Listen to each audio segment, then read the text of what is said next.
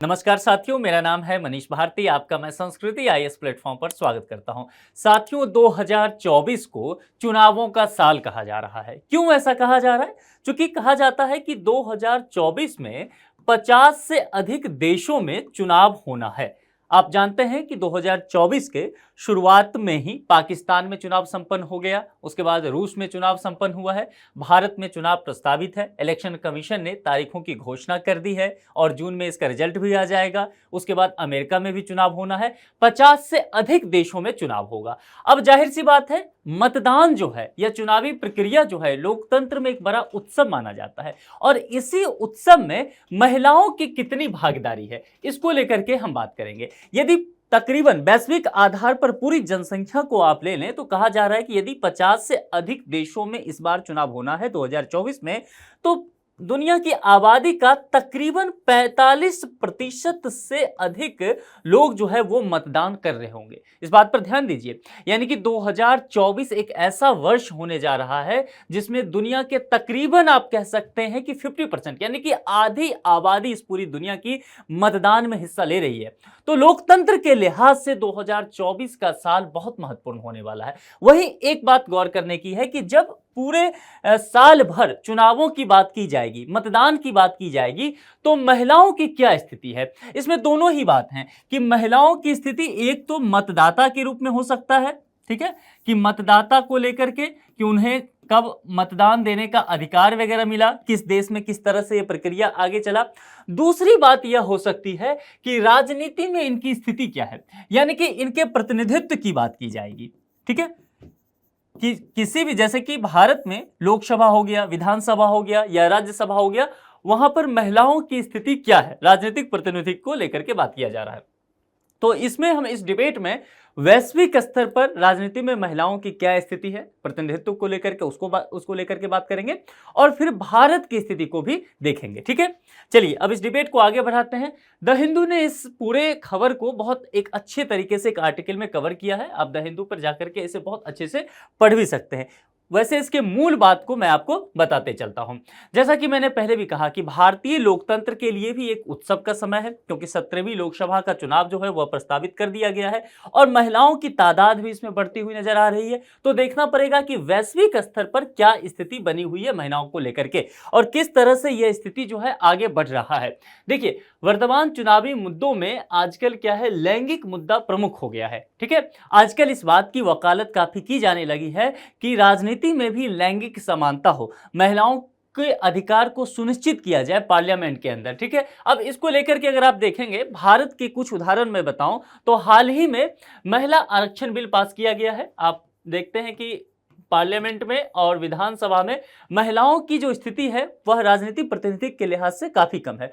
तो राजनीतिक प्रतिनिधित्व बढ़ा सके, इसको लेकर के पार्लियामेंट ने 33% आरक्षण दिया है और इसके तहत क्या होगा, लोकसभा और विधानसभाओं में अब महिलाओं की स्थिति बेहतर हो पाएगी प्रतिनिधित्व के आधार पर। उसके बाद आप जानते हैं 3 तलाक को खत्म कर दिया गया, महिला समानता के अधिकार को लेकर के भी बातें की जा रही है। तो जाहिर सी बात है, कहीं ना कहीं पूरे चुनाव में लैंगिक मुद्दा जो है वह बहुत जोर पकड़ रहा है। इसके अलावा अगर देखेंगे महिलाओं के राजनीतिक प्रतिनिधित्व की बात करें तो सबसे पहले हम वैश्विक स्तर पर देखते हैं। देखिए, वैश्विक स्तर पर जो है 26.5% जो है सांसद वो महिलाएं हैं और भारत की स्थिति देखेंगे तो यह केवल 15% है। यानी कि भारत में अगर देखेंगे पार्लियामेंट में महिलाओं की संख्या कितनी है, एमपीज की बात की जा रही है, परसेंटेज में देखें तो वह केवल 15% तक आ जाता है। कुल मिलाकर के यह कहा जा सकता है कि इस दोनों आंकड़ों से कि वैश्विक स्तर पर भी महिलाओं की स्थिति जो है जितनी बेहतर होनी चाहिए थी जनप्रतिनिधित्व के आधार पर, उतनी बेहतर नहीं है। अगर भारत के लिहाज से बात करें तो वह केवल 15% तक है। तो देखिए, शुरुआत की अगर हम बात करें, आज जिस स्थिति में हम पहुंचे हुए हैं, यदि हम बात करें तो तकरीबन आप कह सकते हैं कि 20वीं सदी के उत्तरार्ध से, यानी उत्तरार्ध कहने का तात्पर्य है कि 20वीं सदी का जब अंत हो रहा था तब से लेकर के महिलाओं को मतदान देने का अधिकार दिया जाने लगा।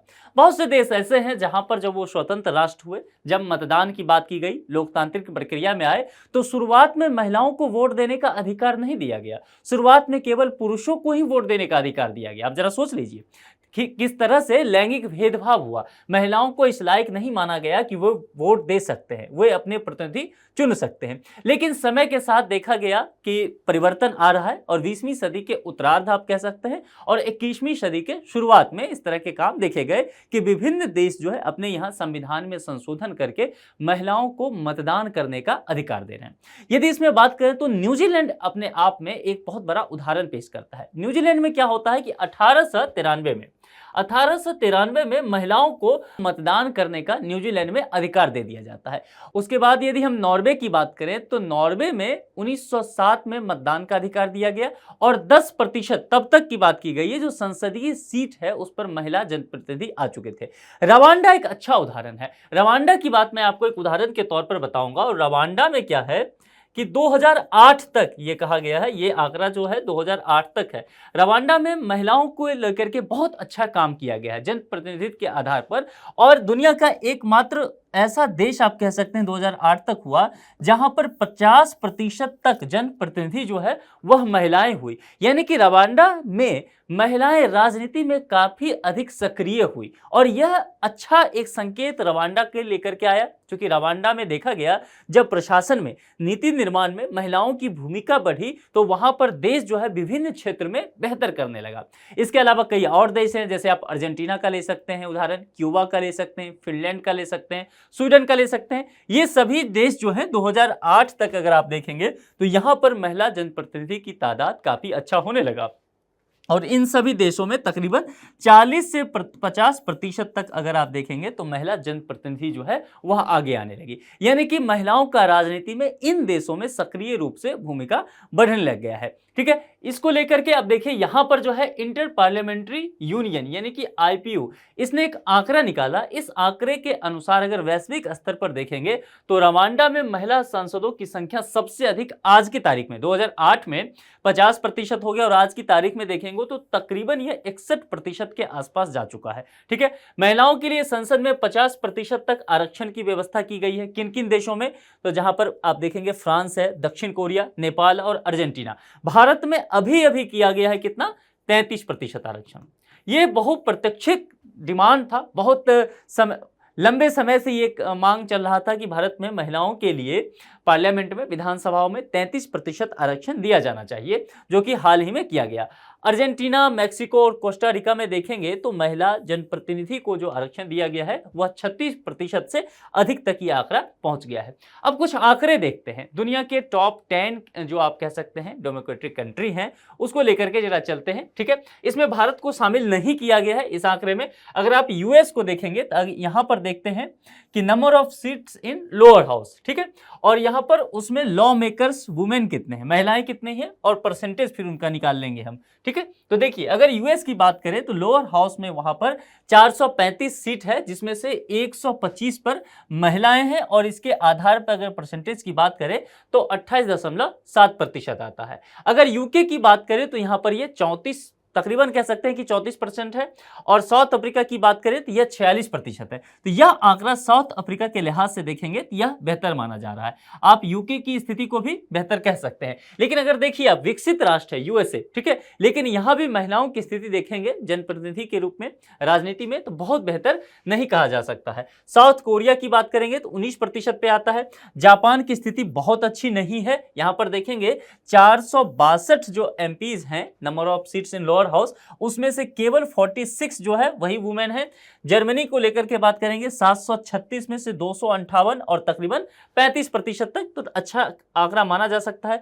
फ्रांस हो गया, कनाडा हो गया, ब्राजील और ऑस्ट्रेलिया, इसमें देखेंगे तो तकरीबन 37, 30, 17 और 38% के आसपास आंकड़ा नजर आता है।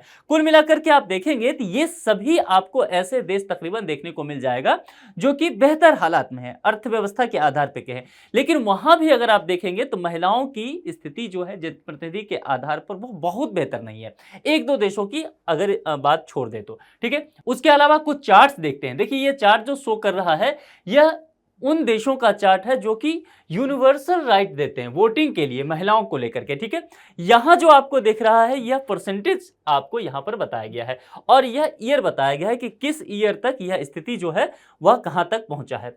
अगर यहां पर देखेंगे तो आप 1789 के आसपास की स्थिति, तो कोई भी देश यहां पर महिलाओं को लेकर के वोटिंग का अधिकार नहीं दे रहा था। ठीक है, यह मामला आगे बढ़ता है और 1900 ईस्वी के आसपास आपको देखने मिलेगा कि कुछ देश ऐसे हैं, तकरीबन अगर वैश्विक स्थिति पे देखेंगे तो 20% देश ऐसे माने गए जिन्होंने यूनिवर्सल राइट दिया वोट के लिए महिलाओं को लेकर के। ठीक है, उसके बाद लेकिन आज की अगर हम बात करें 2022 तक के आंकड़ा को ले ले तो 2022 तक में आपको देखने को मिलेगा कि बहुत सारे ऐसे देश हैं जो कि आप कह सकते हैं कि 80% से अधिक कंट्री हैं जहां पर महिलाओं को वोटिंग का अधिकार दे दिया गया है। तो आज के हालात में कम से कम इतना जरूर है कि महिलाओं को वोटिंग का अधिकार जो है हर जगह मिलता हुआ नजर आ रहा है। वहीं अगर दूसरे चार्ट की बात करेंगे तो यह चार्ट जो है share of seats in the lower or single chamber, ठीक है, जो शो कर रहा है। अब इसमें क्या है, यह भी परसेंटेज के आधार पर आपको दिखाया गया है। ठीक है, और दूसरी चीज यहां पर ईयर आपको बता दिया गया है। अगर यहां पर आप देखेंगे तो 1900 ईस्वी में देखिए, और ये वैश्विक स्तर पर है। ठीक है, तो 1900 ईस्वी में अगर आप देखेंगे तो महिलाओं को नहीं के बराबर यहां पर आप देखेंगे कि यहां पर सीट्स अवेलेबल है। लेकिन यह मामला जैसे जैसे आगे बढ़ता है, आप देखेंगे 1960 के आसपास ये आता है, तो यहां पर बहुत सारे ऐसे देश हैं जहां पर महिलाओं का प्रतिनिधित्व बढ़ने लगता है। हालांकि यह तादाद जो है काफी कम है, 10% से कम है। समय के साथ जो है आप देखिए यहां पर 10 से 20% तक आता है। जैसे जैसे हम 2022 के आसपास आते हैं, यह आंकड़ा बढ़ता हुआ नजर आ रहा है। कुछ देशों में 40 से 50% तक महिलाओं के तादाद बढ़ जाते हैं जनप्रतिनिधि के रूप में, और कुछ देश ऐसे हैं जहां पर 50% से अधिक महिलाएं जो है वह एमपी के रूप में है। जैसे कि मैंने रवांडा का उदाहरण दिया, जैसे कि अर्जेंटीना का उदाहरण दिया, क्यूबा, फिनलैंड की बात की मैंने, है ना, स्वीडन का बात किया, तो उन कंट्री के बारे में यहां बताया जा रहा है। ठीक है, तो कुछ कंट्री है जहां पर स्थिति बहुत अच्छा है। अब यहां पर हम वर्ल्ड मैप पर जरा कुछ बातें देखते हैं। ये कहा गया the chart show the percentage of seats in the lower or single chamber of the legislature held by women as of 2022। अब यहां पर देख लेते हैं कि महिलाओं की स्थिति जो है परसेंटेज के आधार पर क्या है। हम सबसे पहले भारत की स्थिति देख लेते हैं। देखिए ये कलर जो है वह भारत को शो कर रहा है। ठीक है ना, तो भारत में महिलाओं की स्थिति अगर देखेंगे एमपी के लिहाज से, तो मैंने पहले भी बताया था कि यह जो है अभी फिलहाल 15% है, यानी कि यह मामला बहुत बेहतर नहीं है। तो भारत उन देशों में आता है जहां पर महिलाओं की प्रतिनिधि जो है राजनीति में वह 10 से 20% के बीच में है। भारत में 15% है। वही हालात देखेंगे आप पाकिस्तान का भी है, वही बांग्लादेश का भी है, वही भूटान का भी है। यहाँ पर मंगोलिया आपको देखने को वैसा ही मिल जाएगा, रसिया में वही हालात देखने को मिल जाएंगे, बहुत सारे अफ्रीकन कंट्री में मिल जाएगा आपको देखने को, लैटिन अमेरिका में भी कुछ कंट्री ऐसे मिल जाएंगे। तो कुल मिलाकर के देखें भारत एक बहुत बड़ा लोकतंत्र है और बहुत ही परिपक्व लोकतंत्र माना जाता है। ऐसे लोकतंत्र में अगर आप देखें तो आपके भी एमपीज की जो हैं वह बराबर किसके हैं, पाकिस्तान के। तो जाहिर सी बात है आपका लोकतंत्र फिर किस हिसाब से मैच्योर माना जाएगा। इसीलिए कहा जा रहा है कि भारत में बहुत जरूरी है कि महिलाओं की तादाद जो है वह राजनीति में बढ़े और महिला एमपीज अधिक चुन करके आए। अगर यहां पर बाकी कंट्रीज की स्थिति देखेंगे, देखिए कुछ देश तो ऐसे भी हैं जहां पर 0% जो है महिला एमपी है, यानी कि राजनीति में महिलाएं बहुत कम आ रही हैं। ऐसे देश जो है वैश्विक आधार पर बताया गया है कई रिपोर्ट के आधार पर कि ऐसे देश जो है उसकी संख्या 3 है। अफ्रीकी और मिडिल ईस्ट के कुछ ऐसे कंट्री हैं जहां पर इस तरह की स्थिति बना हुआ है। जैसे अफ्रीकी कुछ देश आपको मिल जाएगा, मिडिल ईस्ट के कुछ कंट्री मिल जाएगा जहां पर महिलाओं की जो जनप्रतिनिधि के रूप में तादाद है वह बेहद कम यहां पर बताया जाता है। ईरान वगैरह की भी स्थिति बहुत अच्छा इसमें नहीं बताया जा रहा है। ठीक है, अब अगर हम देखते हैं कुछ डेवलप्ड कंट्री के हालात देख लेते हैं, जैसे कि यूएसए की स्थिति देखते हैं। अगर देखिए यहां पर यूएसए की स्थिति देखेंगे तो ये कलर जो है आपको यहां पर शो करता हुआ यूएसए का नजर आएगा, 20 से 30%। तो यूएसए में मैंने पहले भी बताया था कि तकरीबन जो है 27-28% जो है राजनीति में महिलाएं यहां पर जनप्रतिनिधि के रूप में है। तो यह स्थिति भी यूएसए के लिहाज से बहुत बेहतर नहीं कहा जाएगा। और कुछ कंट्री हैं जहां पर यह जो स्थिति है वह 50% से अधिक है। ठीक है, जिसमें आपको कुछ जो है नॉर्डिक कंट्री आ जाएगा, कुछ यूरोपियन कंट्री भी इसमें शामिल हो जाता है, कुछ यहां पर लैटिन अमेरिकन कंट्री भी शामिल हो जाता है। कनाडा वगैरह की स्थिति देखेंगे तो यह 40 से 50% तक आता है। तो यहां पर तादाद जो है यहां पर बेहतर कनाडा का नजर आता है। वहीं ऑस्ट्रेलिया की स्थिति भी यहां पर आपको बेहतर नजर आएगा, जहां 35 से 40% तक महिलाएं जो है एमपी के रूप में कार्य कर रही है। तो यदि वैश्विक स्तर पर आप देखेंगे और विश्व को कई भागों में आप बांट दे महाद्वीप की स्थिति में देखें तो आपको उत्तरी महाद्वीप का स्थिति कुछ हद तक बढ़िया देखने को मिलेगा, वहीं यूरोप का स्थिति बेहतर देखने को मिलेगा। लेकिन अगर एशिया की बात करेंगे तो यहां स्थिति बहुत बेहतर नहीं बताया जाता है। अफ्रीका का भी यही हाल है। ठीक है, तो यहां पर इन जगहों पर महिलाओं के लिए विशेष प्रावधान करने की जरूरत है। यहां पर अगर देखते हैं राजनीतिक क्षेत्र में महिलाओं का प्रतिनिधि यदि कम है तो यह कम क्यों है। देखिए, एक तो बातें की जाती है कि पितृसत्तात्मक मानसिकता की बात, यानी कि हम मान के चलते हैं कि महिलाएं जो है वह कमतर है। ठीक है, वह नीति निर्माण का कार्य नहीं कर सकती है, वह घर से बाहर नहीं निकल सकती है, विभिन्न कार्यों में पुरुष के मुकाबले जो है उनका तुलना नहीं किया जा सकता है, पुरुष से बेहतर नहीं है। तो कहीं ना कहीं जो है पुरुषवादी सोच है और उसके वजह से हम महिलाओं को यह अधिकार नहीं दे पा रहे हैं। तो जाहिर सी बात है इसे बदलना होगा। शिक्षा तक पहुंच का अभाव है। अगर लड़कियां नहीं पढ़ेगी, आगे नहीं बढ़ पाएंगी, उन्हें अवसर नहीं दिया जाएगा तो जाहिर सी बात है वो अपने अधिकार को लेकर के राजनीति में भी सक्रिय नहीं हो पाएंगी। सबसे अहम बात क्या हो जा रहा है कि राजनीतिक दलों में ही महिलाओं की भागीदारी कम देखने को मिल रही है। ठीक है, अब जैसे भारत की बात करते हैं तो भारत में निश्चित तौर पर निर्दलीय उम्मीदवार की व्यवस्था की गई है, लेकिन आप देखेंगे तो भारत में मुख्य रूप से आपको दलीय राजनीति देखने को मिलेगा। अब अगर कोई दल है और उस दल में वह, जैसे कि मान लीजिए टिकट दिया जा रहा है, किसी पार्टी को 400 टिकट बांटने हैं और इस 400 टिकट में केवल वह 20 महिला को ही टिकट दे रहे हैं। ठीक है, तो जाहिर सी बात है यदि 400 एमपी को टिकट, मतलब 400 व्यक्ति को टिकट दिया गया है और उसमें केवल 20 वुमेन है तो इनके जीतने की संभावना भी और कम हो जाएगा। तो हो सकता है कि 2, 3 या 5, 4 से 5 एमपीज ही यहां पर चुन करके जाए। तो इस तरह की स्थिति बाकी पार्टियों भी देखने को मिलता है। तो कुल मिलाकर के देखेंगे तो यहां पर अगर 400 एमपीज टोटल है तो आप आफ्टर ऑल देखेंगे कि 20 से 25 महिलाएं ही पार्लियामेंट तक पहुंच पाएंगी, या ये आंकड़ा कुछ और बेहतर हो सकता है, लेकिन बहुत अच्छा तो नहीं इसे कहा जाएगा।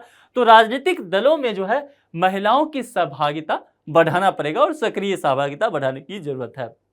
सामाजिक मानदंड और रूढ़िवादिता जो है, खास करके राजनीति को लेकर के सामाजिक एक रूढ़िवादिता है कि राजनीति में बहुत अच्छी महिलाएं नहीं जाती है ना। या वैसे भी आप जानते हैं कि हमारे समाज में महिलाओं को लेकर के ये बातें की जाती है कि घर से बाहर नहीं निकलना चाहिए, है ना, घर का कामकाज संभालना चाहिए। तो ये क्या है, रूढ़िवादी सोच है, इसे तोड़ने की आवश्यक है। और समान अवसर कहने का तात्पर्य है कि जितना अवसर ये समाज पुरुषों को देता है, हमारी व्यवस्था पुरुषों को देती है, महिलाओं को कहीं ना कहीं उतना अवसर नहीं दिया जा रहा है। और संरचनात्मक बाधाएं क्या हो सकती है, जैसे कि मान लीजिए महिला है तो वह घर भी संभाल रही है, जॉब भी कर रही है, बच्चे हैं तो बच्चे को संभाल रही है, घर के बड़े बुजुर्ग को संभाल रही है। तो कहीं ना कहीं ये जो एक तरह से आप कह सकते हैं कि संरचनात्मक बाधाएं उनके समक्ष उपस्थित हो जाता है, यह भी उनके लिए एक करियर के रूप में नुकसानदायक होता है। भारत में महिलाओं का प्रतिनिधित्व किस तरह से है उसको जरा देखते हैं।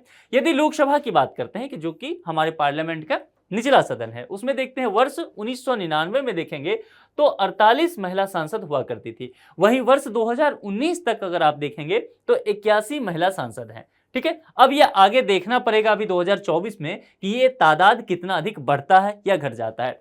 राज्यसभा देखेंगे जो कि उच्च सदन है, वरिष्ठों का सदन है, वर्ष 2020 में अगर परसेंटेज के लिहाज से देखेंगे तो 9.8% जो है वह महिला एमपी हैं। वहीं वर्ष 2021 तक ये आंकड़ा जो है कुछ बढ़ करके आगे बढ़ा है और 12.4% तक पहुंच पाया है। हालांकि बहुत अच्छी वृद्धि इसे नहीं कही जा सकती है। पंचायती राज संस्थाओं की स्थिति थोड़ी बेहतर जरूर है। पंचायती राज संस्थाओं में 1.45 मिलियन या आप कह सकते हैं कि 40% से अधिक महिला निर्वाचित प्रतिनिधि हैं। कुछ राज्य तो ऐसे हैं जिन्होंने अपने यहाँ 50% महिलाओं के लिए पंचायती राज में आरक्षण की व्यवस्था कर दी। और उदाहरण के लिए बहुत अच्छा उदाहरण इसमें माना जाता है बिहार का। बिहार ने पंचायती राज में महिलाओं की जनप्रतिनिधि के रूप में स्थिति बेहतर करने के लिए यह अपने आप में बेहतर काम किया है, जो कि समय के साथ देखा भी जा रहा है। अब यहां पर देखेंगे जो विभिन्न जो आपका लोकसभा चुनाव हुआ है उसमें अगर हम परसेंटेज के आधार पर महिला एमपी की हालात देख लेते हैं तो क्या है जरा देखिए। पहली जो है लोकसभा उसमें अगर आप देखेंगे तो तकरीबन 5% के आसपास महिला एमपी की संख्या नजर आएगा। उसके बाद आप आगे बढ़ते जाएं और अंत तक अगर आप देखेंगे तो यह हालात जो है आपको तकरीबन यहां पर 15% के आसपास नजर आएगा। यानी कि आज की स्थिति है कि 15% महिला जनप्रतिनिधि लोकसभा में जो है आप कह सकते हैं कि एमपी के रूप में शामिल है। भारत में महिलाओं के प्रतिनिधि में कैसे सुधार हो, कम है यह तो समझ में आ गया, वैश्विक स्तर पर भी कम है। लेकिन लेकिन यदि सुधार करना है तो उसके लिए क्या प्रयास किए जाना चाहिए? सीटों का आरक्षण दिया जाना चाहिए, जिसको लेकर के मैंने कहा कि महिला आरक्षण बिल पास किया गया पार्लियामेंट से, जिसमें 33% महिलाओं के लिए आरक्षण की व्यवस्था कर दी गई। तो यह एक बेहतर स्थिति है। राजनीतिक दलों द्वारा महिला के प्रतिनिधित्व को सुनिश्चित करना, पहले भी मैंने चर्चा किया कि यदि राजनीतिक दल ही टिकट नहीं देंगे तो जाहिर सी बात है महिला प्रतिनिधि जीत करके आने की संभावना भी उनकी कम होती जाएगी। शिक्षा और प्रशिक्षण कार्यक्रम बहुत आवश्यक है ताकि वे राजनीति के सूझबूझ को समझ सकें, वह बेहतर कर सकें, राजनीति में अपनी सक्रिय भूमिका निभा सकें। और यहाँ पर राजनीति में महिलाओं की सुरक्षा की बात की गई है और महिलाओं के सम्मान की बात की गई है। तो राजनीति में आप जानते हैं कई बार इस तरह की स्थिति उत्पन्न हो जाती है जो कि बहुत बेहद खराब स्थिति महिलाओं के लिए होता है। तो राजनीतिक दल के अंदर भी और वैसे भी एक माहौल ऐसा दिया जाए महिलाओं को लेकर के जिसमें बेहतर माहौल में वो काम कर सके। उसके बाद सामाजिक और सांस्कृतिक बाधाओं को दूर करने की बात की जा रही है। सामाजिक बाधाओं में वही प्रतिसत्तात्मक व्यवस्था जो है, जिसमें हम ये सोच बैठते हैं कि महिलाएं जो है वह नीति निर्माण नहीं कर सकती, डिसीजन नहीं ले सकती। तो ये जो सोच है, रूढ़िवादी सोच है, इसे खत्म करने की जरूरत है। कार्य और जीवन में संतुलन महिलाओं को करना होगा। जाहिर सी बात है, मैंने पहले कहा कि वह माँ भी बनेगी, उन्हें परिवार संभालना हो जाता है, घर का बाहर का काम भी कर रही होती हैं। तो पुरुषों को भी इस काम में आगे आना पड़ेगा कि घर के काम को थोड़ा सा हाथ बटा दें। ठीक है, बच्चों को संभालने के में पुरुष भी आ गया है। तो इस तरह से जीवन में संतुलन बनता है तो वह करियर में भी अच्छा कर पाएंगे। राजनीति में सक्रिय महिलाओं को उनकी उपलब्धियों के लिए प्रोत्साहित करना। महिलाएं अगर अच्छा कर रही हैं राजनीति में तो जाहिर सी बात है उनके लिए हम बेहतर और अवसर दें, इसके लिए काम करना।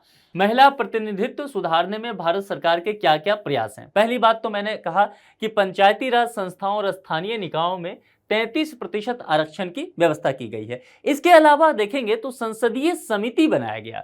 संसदीय समिति किसके लिए बनाया गया? महिला अधिकारिता के लिए। 11वीं लोकसभा में यह पहली बार हुआ था, वर्ष 1900।